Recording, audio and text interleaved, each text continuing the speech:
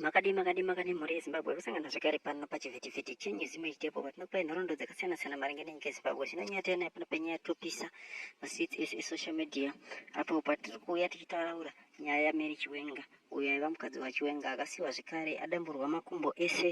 Izvozvi kufa kwake kana kunzi ashayika zvinhu zvinobata mhuri yeZimbabwe, asi mhuri yeZimbabwe after zvaibata mwoyo ichatarisa zvekare kuna vice president.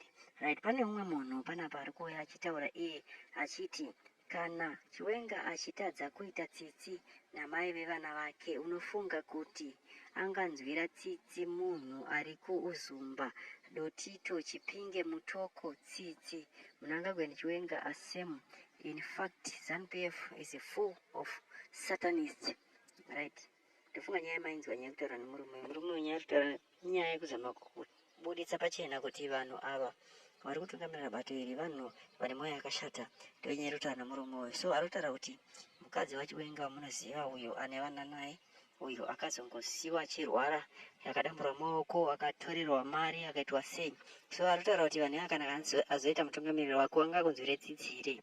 Ndio mubvunzo wangu chete wandaya nawo panapa. So ndokumbira kuti mutiudze mucomment section kuti munofunga sei panyaya iyi. Thank you.